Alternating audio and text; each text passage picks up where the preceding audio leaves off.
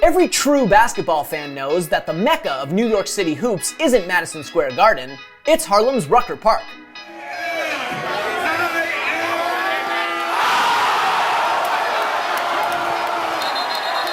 Countless basketball legends have laced him up on that hallowed asphalt at West 155th Street and Frederick Douglass Boulevard, a court equal parts institution, incubator, and influencer. And it was there, on one rainy day in the summer of 2002, that a burgeoning icon and newly minted 3-time NBA champion cemented his streetball credibility, adding yet another chapter to his incomparable legacy with one of the most electrifying displays in Rucker Park history.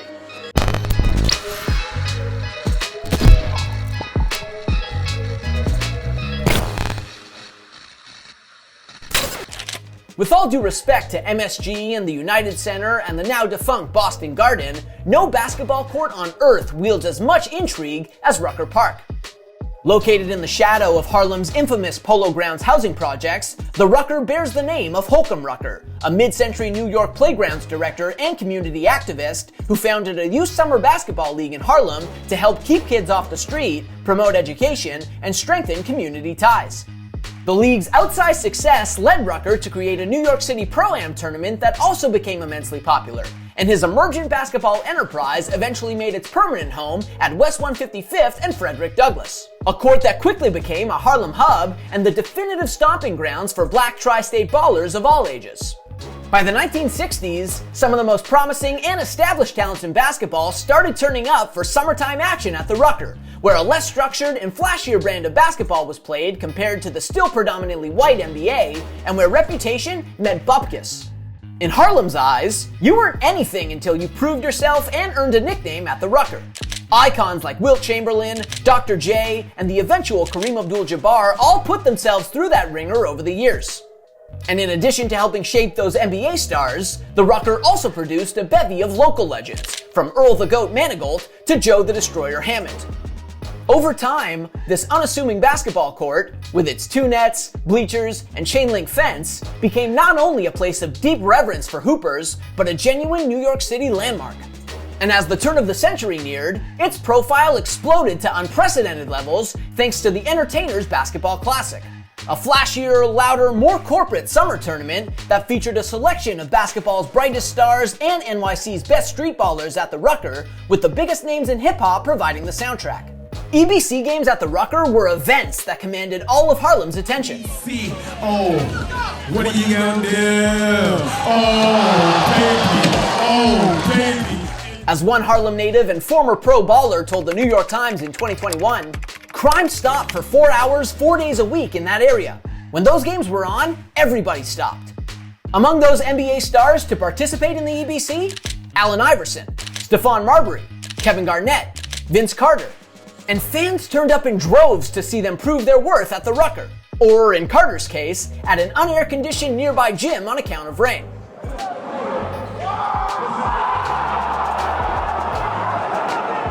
However, none of those icons inspired the level of delirium that would envelop Rucker Park on July 18, 2002, when none other than Kobe Bryant unexpectedly descended on Harlem.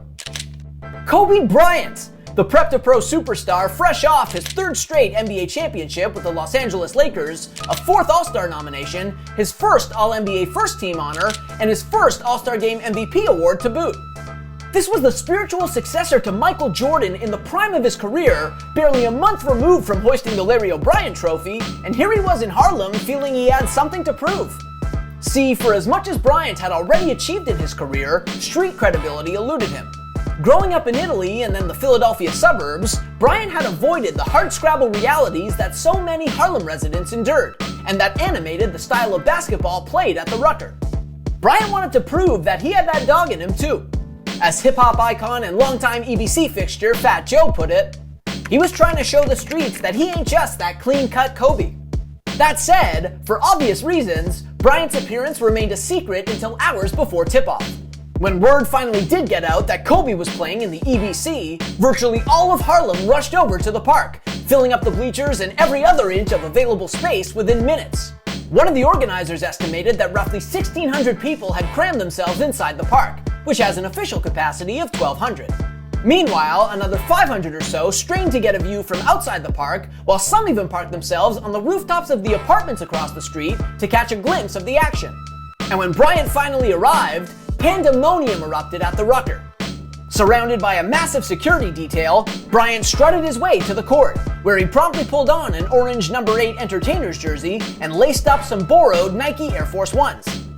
His team, Murder Inc., was set to take on Source, a DC-based team led by fellow NBAers Moochie Norris and Jerome Williams. The fact that Source was roughly an hour late didn't seem to bother those in attendance, whose anticipation built as Bryant shadowboxed in preparation before taking the mic to salute the crowd. And then it was on. And Bryant, whose competitiveness would eventually become the stuff of legend, was determined to dominate this exhibition. On one of his first possessions, Bryant downright humiliated an opposing defender, bouncing a ball off his backside, collecting it, and finishing with a reverse layup.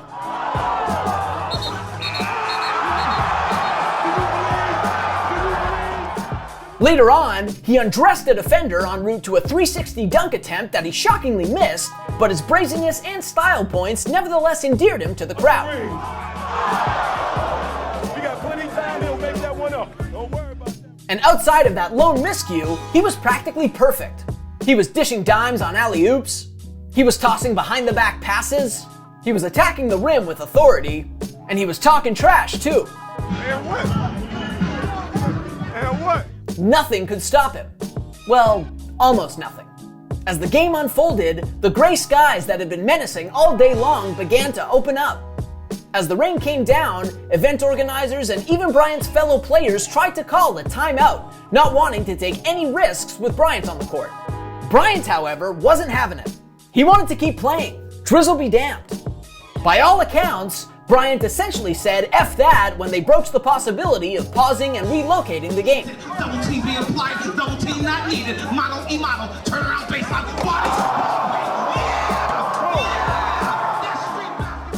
Ultimately, however, despite his best efforts, the game was eventually halted early in the second half and moved indoors to the Bronx. With that, Bryant's Rucker Park debut came to an end. All told, he finished with 15 points, 7 rebounds, and 7 assists. His efforts had also earned him a new nickname, courtesy of the Rucker's charismatic play-by-play announcer Hannibal, Lord of the Rings. Bryant had done it. The 3-time NBA champion and future Hall of Famer had run the gauntlet of the most intimidating outdoor court in the world and came out on the other side a certified streetballer, and even more beloved than he was going in. To this day, his performance at the Rucker remains an indelible moment in the storied history of the park, which was refurbished in 2021 with the help of the NBPA and is still going strong, as well as a significant chapter in Bryant's personal journey. From there, of course, Bryant went on to capture 2 more NBA championships and establish himself as one of the greatest ever to play the game. But while his command performance at Rucker Park may not be mentioned on his Hall of Fame plaque, there's no question that his afternoon on that rain-soaked asphalt was an incredibly meaningful moment for him and for Harlem. Thanks for watching. If you like this video and want to see more content like this, hit that subscribe button.